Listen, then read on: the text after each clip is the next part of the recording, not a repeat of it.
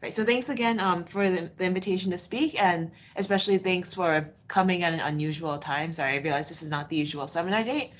Today I'm going to be talking about a project which is joint with Louis Esser, who is a postdoc at Princeton. So this is Louis, and with Joaquín Moraga, who's an assistant professor at UCLA. Right, so throughout we're going to be working over the complex numbers. So maybe let me just start with an introduction. To sort of motivate the problem that we're going to be considering. Here's a sort of vague question one can ask is if you're given a Fano variety, how big can the automorphism group be?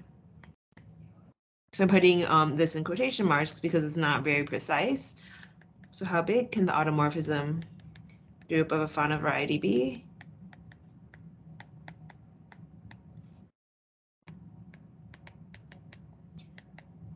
And maybe we can just start off with the case of curves. So the dimension is 1.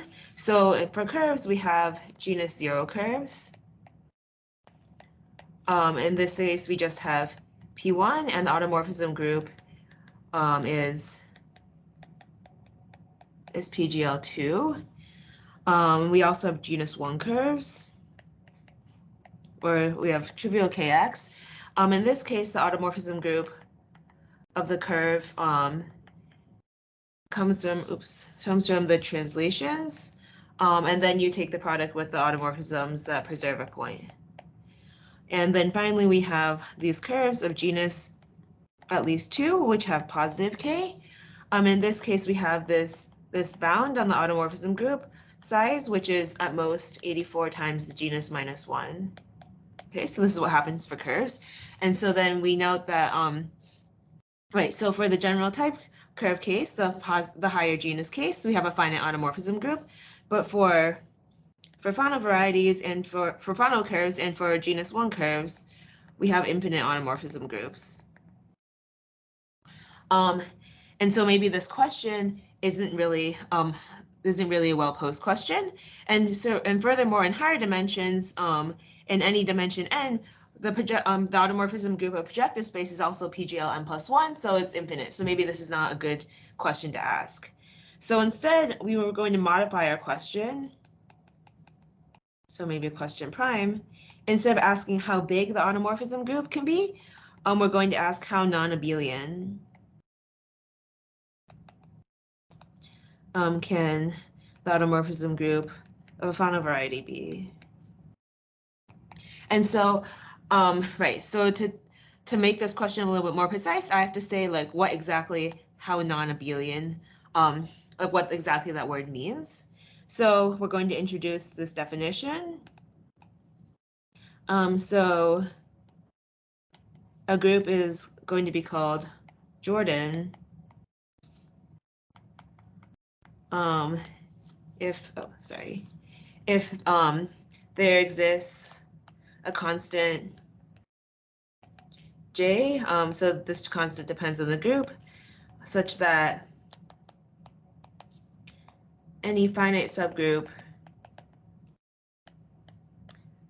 of this group G has a normal abelian subgroup of index at most J. So this is some sort of uniform bound, which will, for each group, it's Jordan if you can find this uniform bound that bounds sort of the non-abelianness of all its finite subgroups. And then we can make this definition of families. So a family G of groups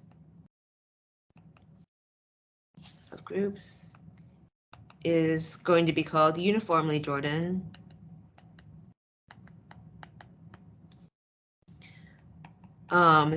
So basically it's every group in it is Jordan and this constant is uniform. So every group G in this set curly G is Jordan. And the same constant J works for all G in curly curly G. So maybe for each individual group in this family, it's the J that works for all of them. It might not be the minimal one for that particular group, but one can find a constant that works for all of these groups in this family. Okay, so why is this called Jordan? So the name comes from a result proved by Jordan in 1878, where he showed that GL NC is Jordan. Well, I guess he didn't call it that, but he showed that it has this property. And so then furthermore, one can make this bound effective. So this is a result which is due to Collins in 2007. So he showed that for n at least 71, the Jordan constant, so this J constant, J of GL and C is n plus 1 factorial. And where does this constant comes from? So it comes from the standard representation of the symmetric group.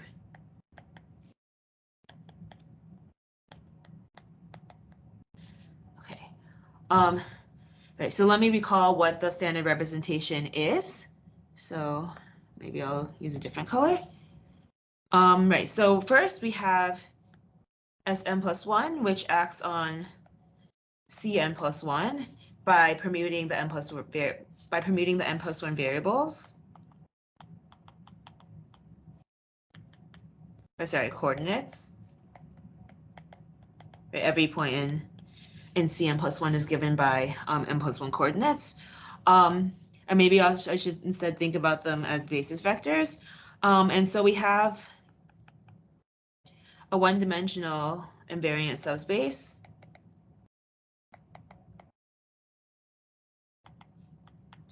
Of this action, which is given by the span of, you just take all the basis vectors and you add them together. And so the complement is n-dimensional, so the complement is the standard representation. So Sn plus 1 into GL NC, right? And so Collins showed that for that asymptotically, as if n gets large enough, this is sort of the most non-abelian thing you can find in GLN. And so in his paper, he also has results for a smaller n, but for smaller n's, you can get some other groups, but there's a list in his paper. Okay, so for GLN, this is understood. And right, so why are we asking this for Fano varieties instead of just projective space? Right, so it's a theorem which is due to Prokhorov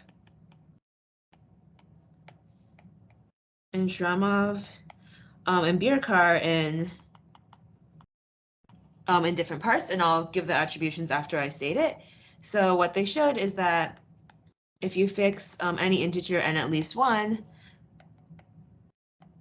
the family of groups, the set of Bir X, where X is an n-dimensional rationally connected variety,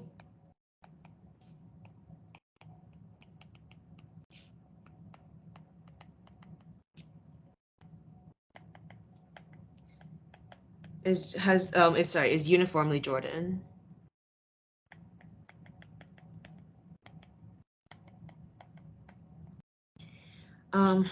Right, and so how does this relate to Fano varieties?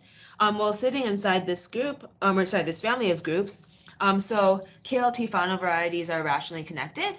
So inside this family of groups, we have the groups of automorphism groups of X and n-dimensional KLT Fano variety.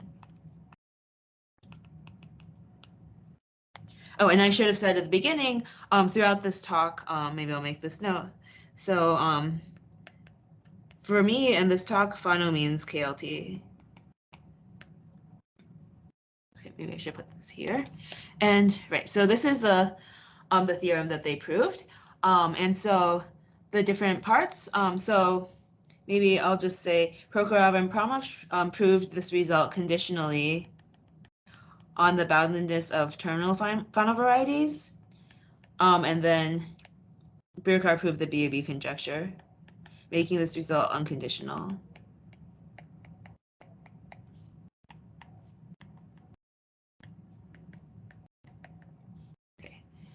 Okay, so a particular consequence of this theorem,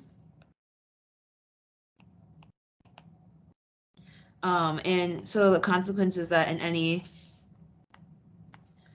fixed dimension n, we get a maybe up here non-explicit bound on the size of a semisimple subgroup of X for any n-dimensional Fano variety X. And so, right, so maybe this terminology isn't completely standard, but what by semisimple I just mean has no non-trivial abelian subgroups.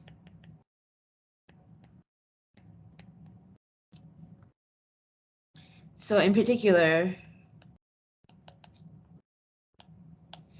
there exists some integer m of n, which is the maximal order m, such that the symmetric group SM embeds into the automorphism group of an n-dimensional Fano variety.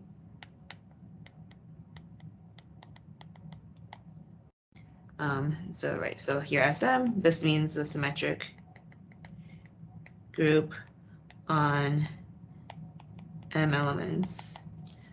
So in this project, we are trying to, what we wanted to do was to study what if we can see what happens for these sort of maximal symmetric actions and any consequences.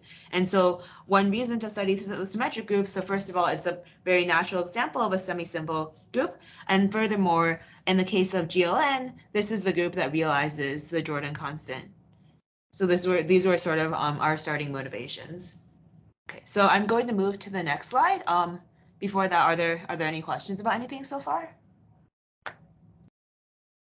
Okay, great. So let me just copy paste this definition. So throughout this talk, I'm going to use this M of n notation for the maximal order of a symmetric group acting on an n-dimensional Fano. And so, right. So maybe first, let me give some examples of Fano varieties with symmetric actions. So,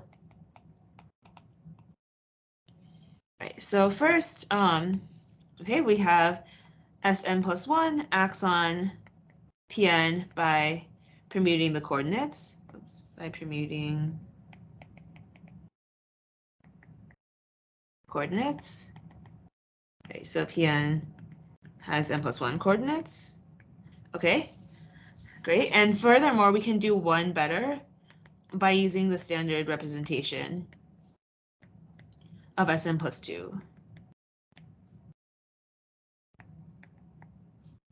Okay, but still among irrational varieties, we can even do better than this. So, so I'm going to define a complete intersection of a shape which will appear throughout the talk. Can do one better. Okay, so we're going to define X by this complete intersection of these two Fermat equations. And this is going to be inside Pn plus 2. So these are coordinates from I equals 0 to n plus 2, I equals 0 to n plus 2. Right, so we have this action on the ambient projective space given by permuting the coordinates as in the first example. And so then this Sn plus 3 action on Pn plus 2, this descends to X. So we have Sn plus 2 acting on X. And also X is, you can check, this is isomorphic to a smooth quadric hypersurface.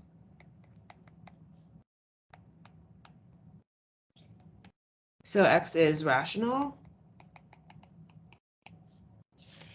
So we have this induced action on X from this Sm plus 3 on Pm plus 2. So let me just highlight this, n plus 3.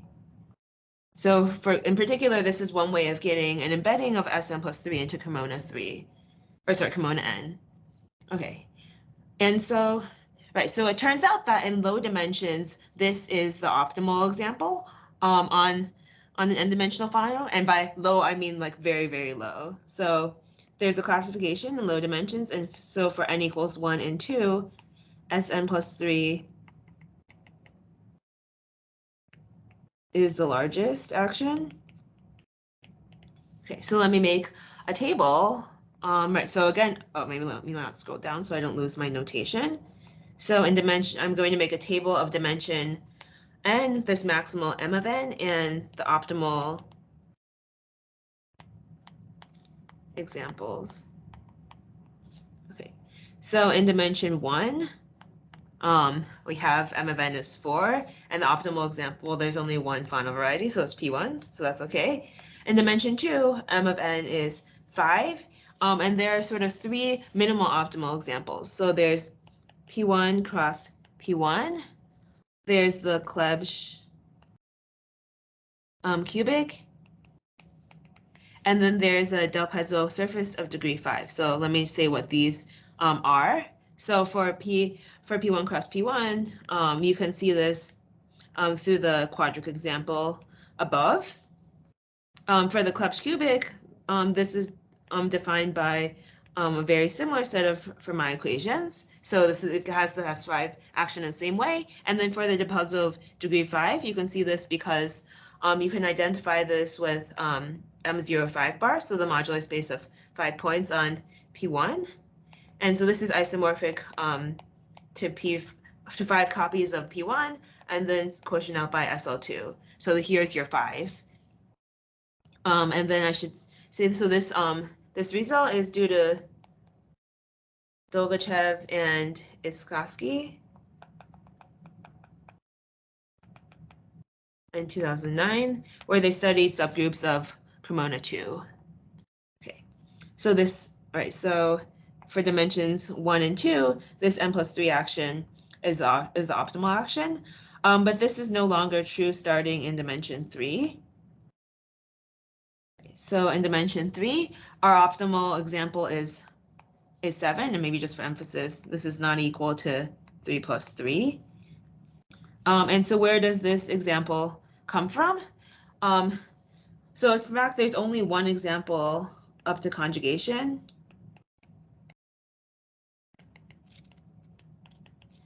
Okay, let me move this down. So this example is the so-called symmetric sextic threefold. So this is given by very similar looking equations.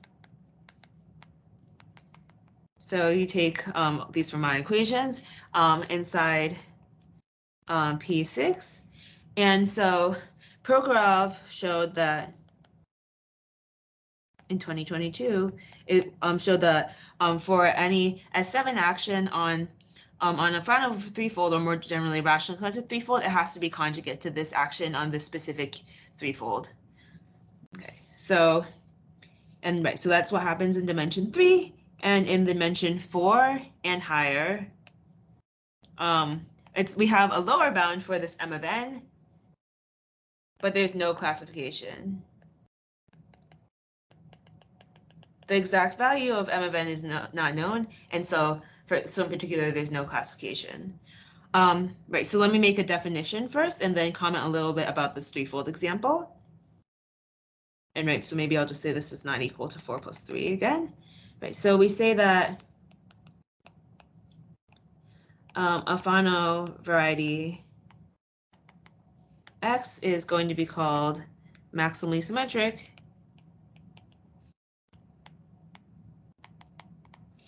if it admits a faithful,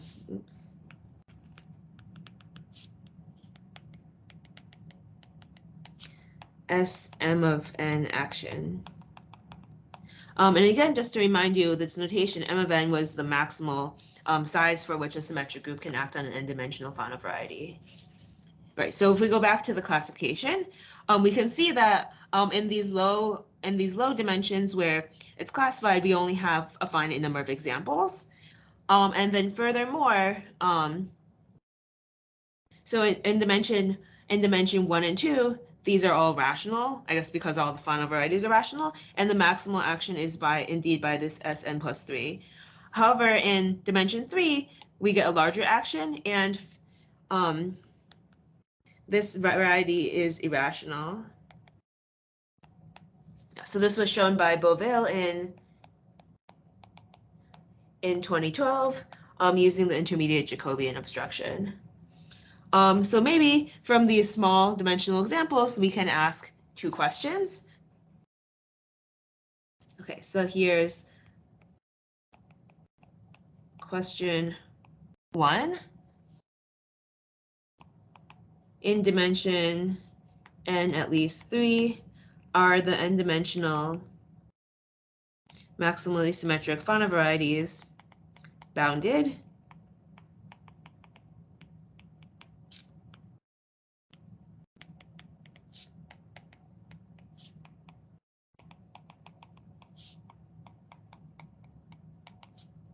This is suggested by low dimensions because there are only finitely many. And then a second question is, well, in dimension 3, we get an irrational example, and furthermore, this number that we get is larger than the embedding of the symmetric group into Cremona exhibited by this quadric. So we can ask,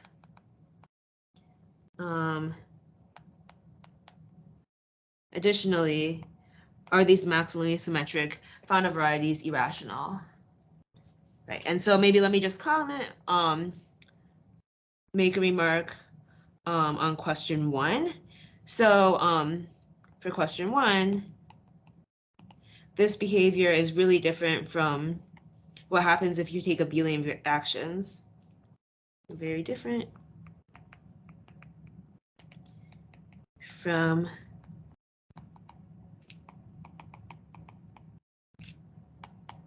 abelian actions. For example, any toric variety is going to have an action by ZL to the dimension, which is a finite abelian group. So this should be something like very special to this very non-abelian action. Okay, so right, so this is what happens in low dimensions, and these are sort of two questions that we can ask.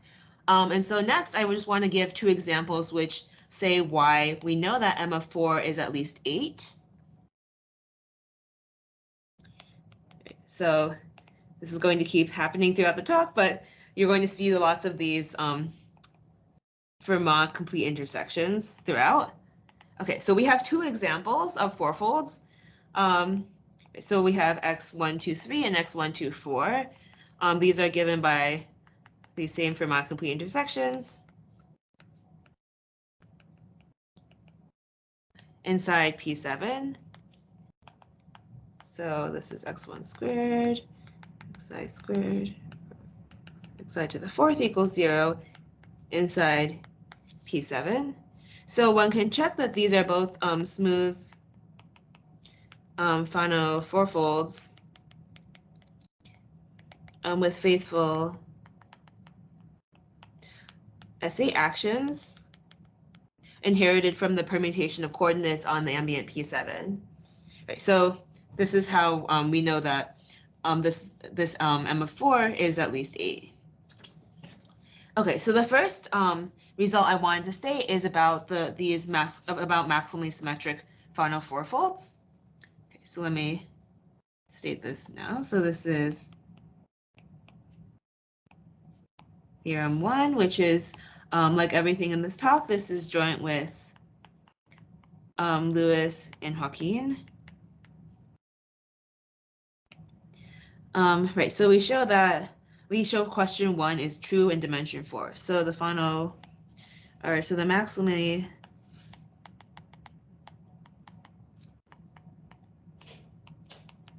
symmetric Fano fourfolds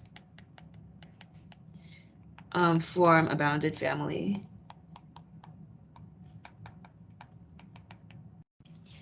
And right, so what we actually show is that we show that the Fano fourfolds with an S, a faithful S8 action from a bounded family, which implies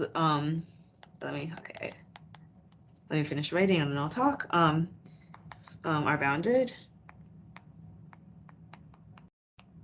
Right, so we show this for S8, and this implies the result for S of M of 4, whatever M of 4 is. We don't know M of 4 is 8. We know it's at least 8, but since S8 embeds into a larger order symmetric group, this implies the result for the maximally symmetric ones.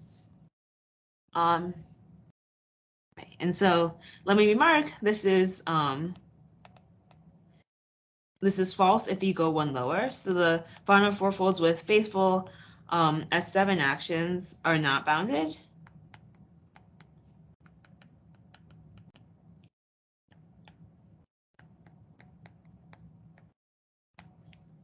And sort of the key reason why is that S7 acts faithfully on this Fano threefold. This was the symmetric sextic Fano threefold that was studied by Beauville and Prokhorov that I mentioned above. And so what you can do with this is you can make some family. Maybe they'll call this Fano threefold Y by taking projective bundles over Y and then like contracting some divisor where the MLDs form an unbounded sequence.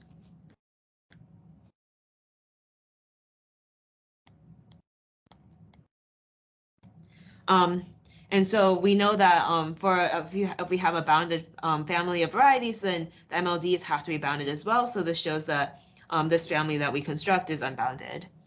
So something really different happens between when you go from 7 to 8. Okay, so I've reached the end of this page, so I'm going to next move to a new page. Before I do that, are there any questions about anything that I've written so far?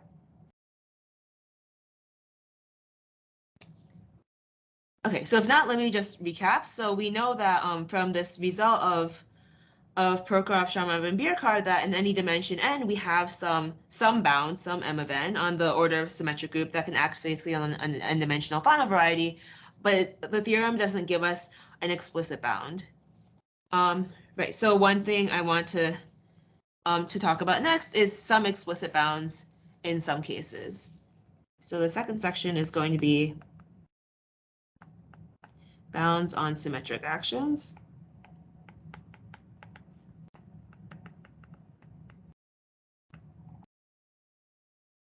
Okay, so the next result I wanted to state is that we give a first explicit upper bound for the size of a symmetric action on an n-dimensional Fano variety. Okay, so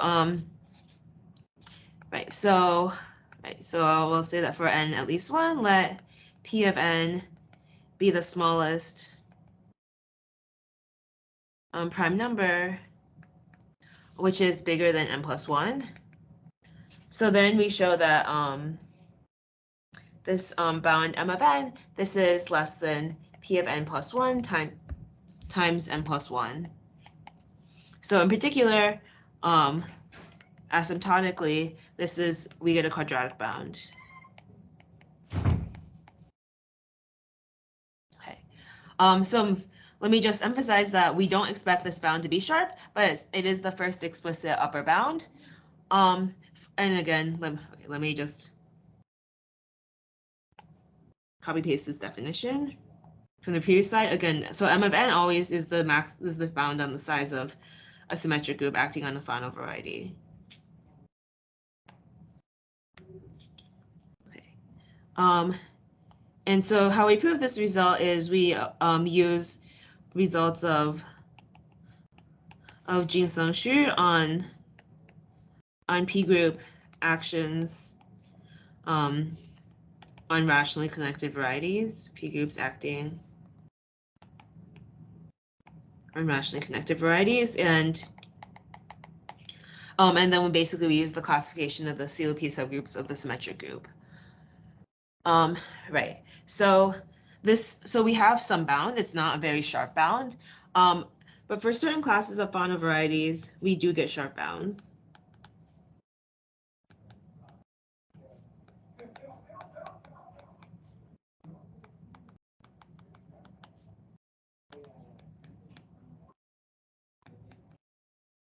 Okay, so there are two main classes that we study, but first I want to give an example before I state, our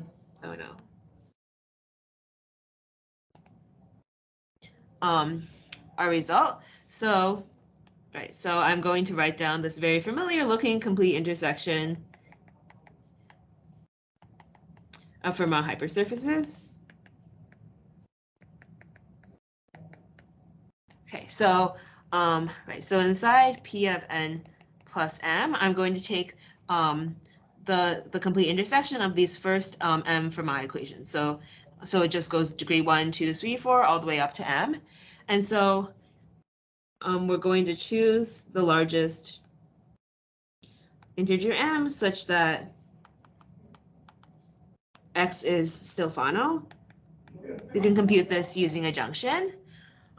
So what this means is, i.e., we want minus n minus m minus 1 plus 1 plus 2 plus whatever the degree to be negative.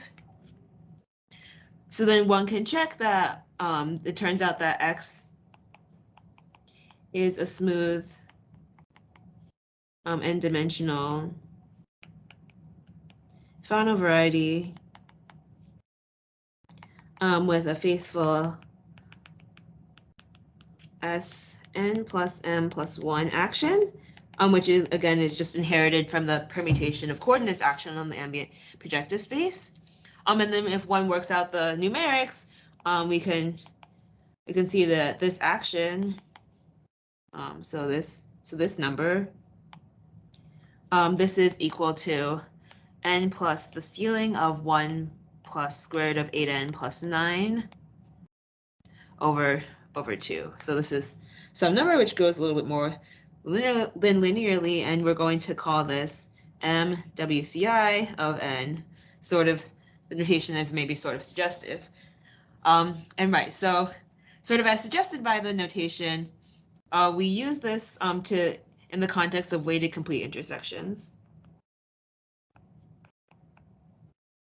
Right, so the next result I want to state is for these weighted complete intersections. Okay, so we're going to let x inside weighted projective space of weights a0 to an be a quasi-smooth weighted complete intersection. Right, so what quasi-smooth just means is like, so weighted projective space is realized as a quotient of affine space minus origin. So quasi-smooth just means that if you take the preimage of x under that map, the preimage is smooth. So it's basically saying the only singularities come from the weighted projective space.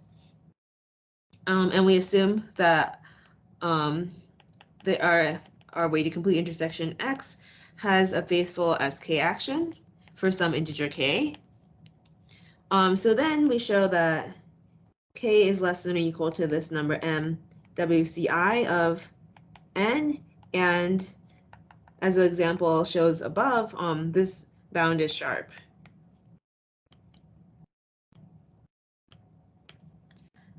And then moreover, we have some sort of classification of maximal examples. So moreover,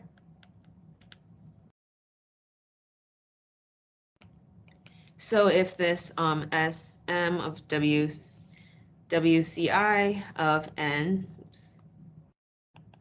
if it acts on x, then there is a finite cover of x to some ordinary complete intersection.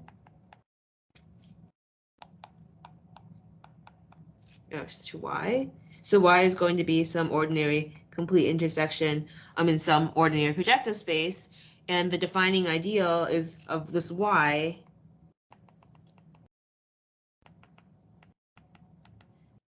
This is an ordinary complete intersection. This is generated by symmetric polynomials.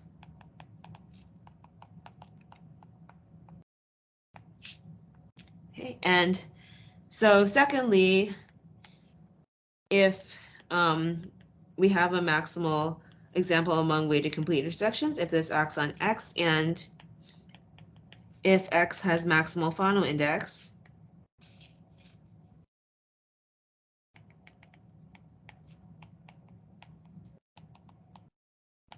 then X is equivariantly isomorphic to a complete intersection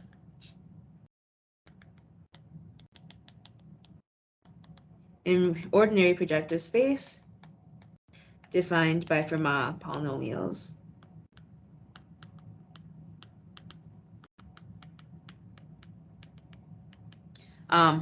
Or in other words, that is to say, X has to be this example above.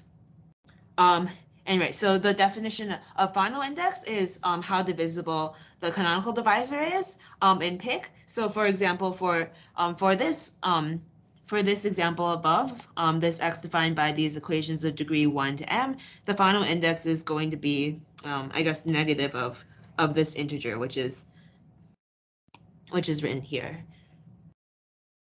Okay, so that's the statement of the theorem. Right, so I realize that this like ceiling function is maybe not so easy to parse. So let me just write out what this function is for some values of n. Right, okay, so we just write n. So this m wci of n. This again, this is this ceiling function from above. And maybe just for comparison, I'll write out n plus 3 on the bottom. We call that n plus 3, maybe we call that Sn plus 3. We always have this inside Cremona of n. Okay, so maybe 1, 2, 3, 4, 5, 6, 7, 8. Okay, so this is some number of integers n. So we get 7, 8, 9, 11, 12, and 13. So these are just if you compute the values of this n plus ceiling function. And then for comparison, if we add 3, then n plus 3 is this number below. So maybe one thing to note is that starting from dimension n equals 3, starting from this dimension, all right, so for n at least 3, this wci of n, this is strictly greater than n plus 3. And let me just remind you, as we saw before, recall that the maximally symmetric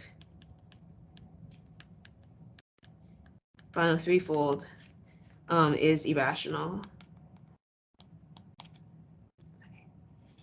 And right, so earlier I stated that we know m of 4 is at least 8.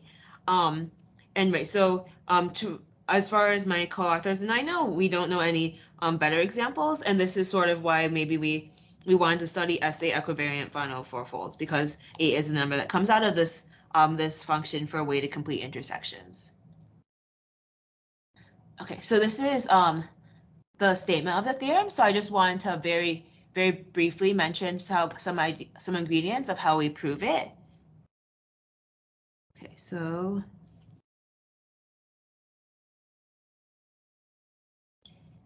some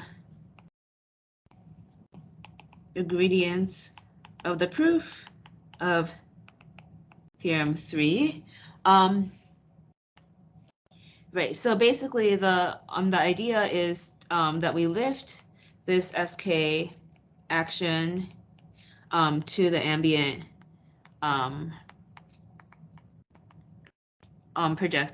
weighted projective space, which I'll just denote bold P because I realize this is different from the bold P in the theorem statement.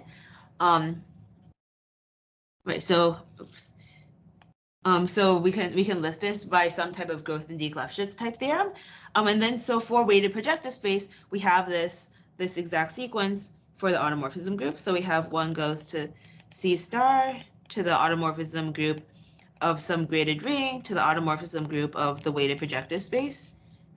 And here this graded ring is the polynomial ring where the weight of the ith variable is the integer ai. And then inside here we have the maximally reductive subgroups, which is the product of a bunch of copies of GLN. How these are grouped they're grouped based on the variables of the same weight. And so so what we get from this is we get an embedding of the Schur cover of the symmetric group into some GLN. So this is a Schur cover. And right, so then from this, basically we can use the projective representation theory of SK to bound K. So sort of the upshot of the proof is that like the symmetric group does not have very many representations. So this is how we get our bound, and basically the Fano assumption on the complete intersection X, this comes into play in the numerics.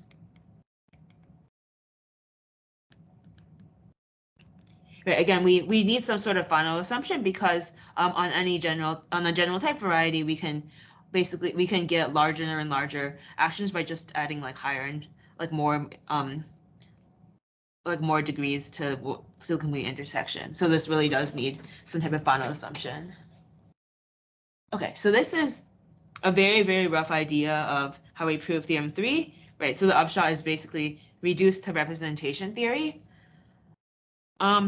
Right, so next I'm going to move to the next slide and state another class of varieties for which we prove a sharp bound, where the idea is like sort of similar, just we sort of upgrade this sequence. Right, so weighted projective space is an example of a toric variety. So I'm going to move to the next slide and state our result for toric varieties.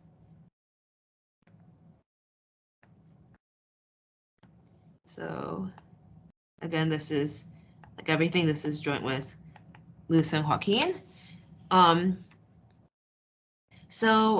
Right, so we're going to let SK act faithfully on an n-dimensional simplicial toric variety.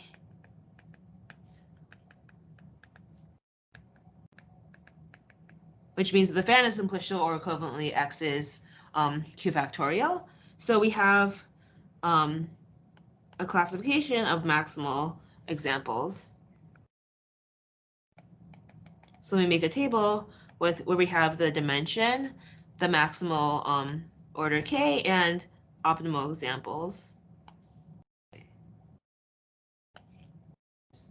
Okay, right, so in dimension 1, unsurprisingly, we have P1. In dimension 2, we have the maximal K is 5, and we have the example of P1 cross P1 that we saw before from the Dolgachevsky classification. In dimension 3, we have 6, right, we have K equals 6, and the optimal example is P3. On dimension 4, we again have 6, and we have 2 maximal examples. But this is sort of something which is a low dimensional unexpected behavior. And then starting from dimension 5, we only have projective space with an n+5 action given by the standard representation. Right, so maybe let me note that this is smaller than Sn+3 acting on this Fermat quadric, and this so it's also smaller than the bound for weighted complete intersections. Right, and so basically the idea of the proof is to use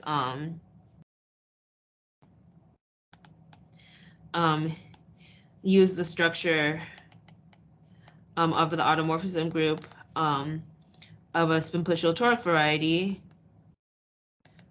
which was studied by Cox, and then we use the projective representation theory of the symmetric and alternating groups. So it's sort of similar in spirit to the weighted complete intersection proof. Okay. Right. So let me just ask 2 more questions before I move on to the next section. Right. So the plan for the remaining like 10 minutes or so is I want to ask these 2 questions and then give a very rough sketch of the ingredients into that go into theorem 1, which was this boundedness of S8 equivariant fourfolds. So question 3 is that for integers n at least 1 is MWCI, this upper bound for weighted complete intersections, is this the optimal one? So this is, so let me just color code again. Right, so this was optimal among quasi-smooth weighted complete intersection Fanos, and this M of n is optimal among Fanos. So we don't know any so we don't know any examples where this inequality is not inequality, and for dimension up to 3, these 2 numbers are equal. And right, so for the second question is that recall that Sn plus 3 embeds into Cremona n by I guess the action on this Fermat complete intersection quadric.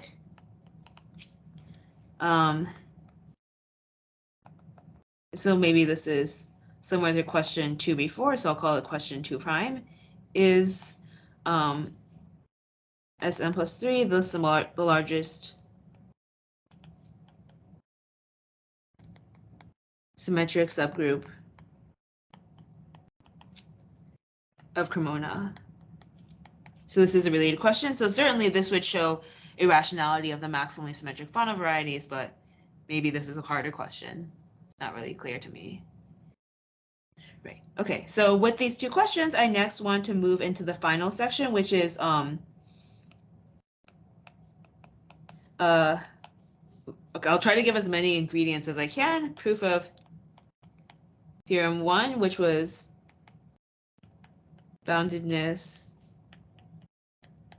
of these S8 Fano fourfolds.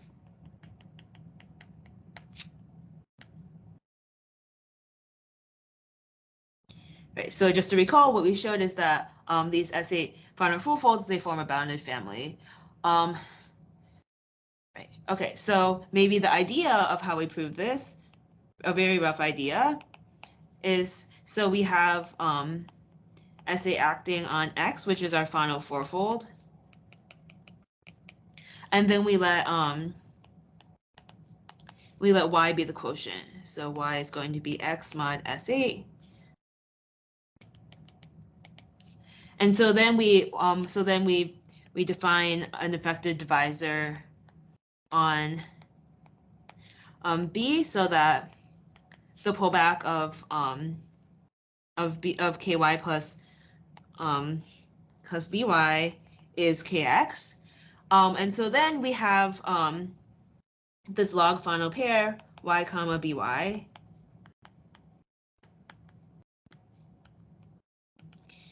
And then we get, so this proof is a bunch of casework. So we get 3 cases depending on this invariant, which is defined by the dual graph of this pair.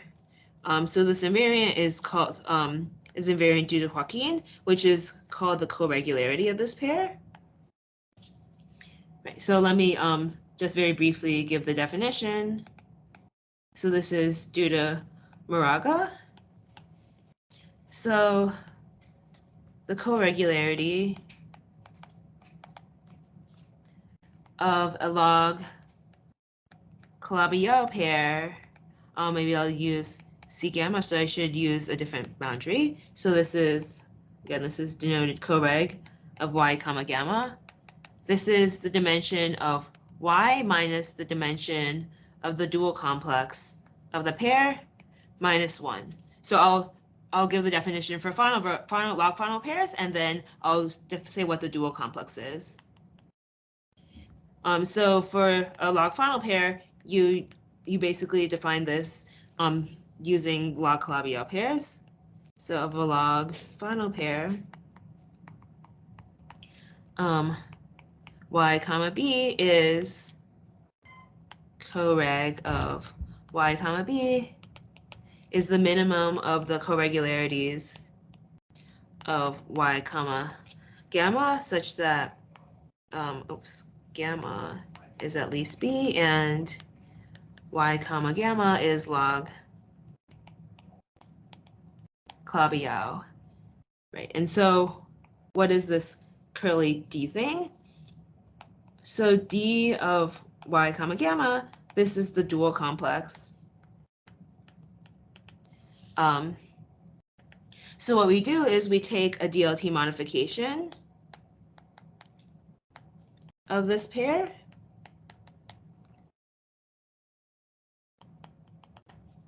and so then on this modification we have a bunch of exceptional divisors. So let me change my color. So let's say we have these exceptional divisors, which I'm going to draw in orange, and then maybe I'll have the intersections in green. So maybe first let me draw a picture of what this looks like. So for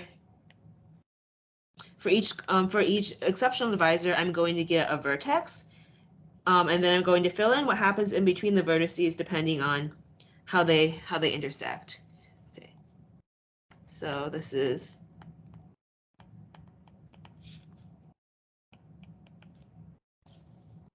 sort of the picture, and right. So what this is a CW complex where the vertices correspond to the exceptional divisors, and then you fill in K cells based on how the exceptional divisors interact.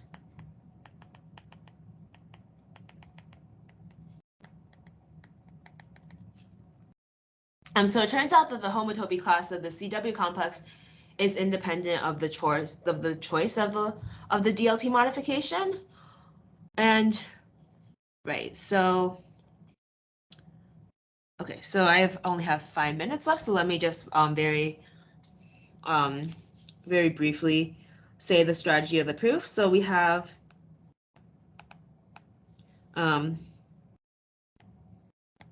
three cases.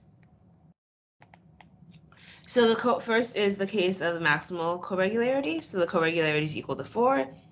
Case 2 is coregularity is equal to 3. And the third case is coregularity is less than or equal to 2. So in each of the first two cases, we directly show boundedness.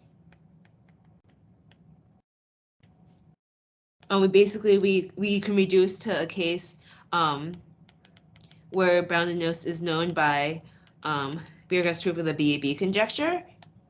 And in some parts of the proof, we have to use that basically that S8 doesn't act on lower dimensional things. But maybe sort of the most interesting case is this case of low coregularity at most 2. So let me move to the next slide, and just briefly say some more ingredients. Basically, what we show that in this case we can get a very related variety, or get some pair with dual complex. Oops. PL homeomorphic to so the sphere or the disk of dimension at most 3. So this uses results of Kolar and Shramov. And so then basically, and so this dual complex is also going to get some sort of action that comes from the SA action. And so then in this case, what we have to do is we use results of John Pardon and of group actions on 3 manifolds, and basically the classification of actions on spheres could get a contradiction because we're going to have like I guess it's not exactly S8, but it's some group, some very big group from that acts on the dual complex, and so we can use all these results from topology, which show that we have a contradiction, and so this case can't happen. So the conclusion is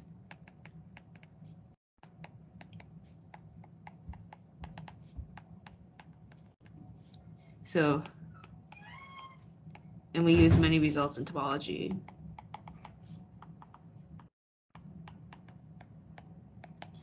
Sorry, I know that was very fast, but since I think I'm almost out of time, maybe just so the upshot is we have these cases depending on the dimension of the dual complex, and in these low dimensional examples we can basically contradict the action on the dual complex.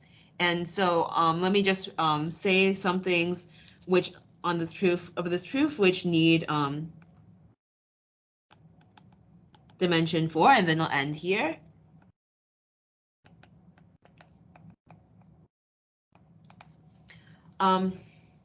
Right, so there are some, I think we believe this result should be true in higher dimensions, but the proof has some serious technical obstacles to being generalized. So we use that S8 doesn't act on Fanos of dimension at most 3.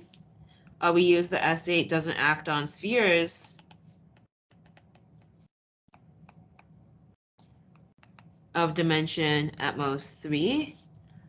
We use that the dual complex, so this is a result of Kolar and Shramov that I mentioned earlier, of a log Calabi-Yau pair of dimension at most 4 is a quotient of a sphere or a disk of dimension at most 3. And then the final thing, which I didn't explicitly say, is we use the boundedness, so Birkar's boundedness result of Fano fourfolds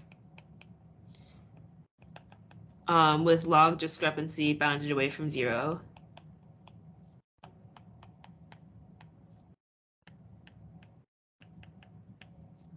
Okay, so here are where all the things which are the 4 show up. So I guess the parts of which depend on the dimension. And right, so in dimension n at least 5, one can ask, like, okay, can you just generalize your proof? So this last ingredient, boundedness, this is okay by Birkar. But all the other ones are sort of just question marks. So M of n-1, this maximal order for symmetric actions on Fano varieties, this is unknown. For n at least 5, this analogous result for actions on spheres is unknown in higher dimensions, and then this result for dual complex, this is not known, but it's expected to be true.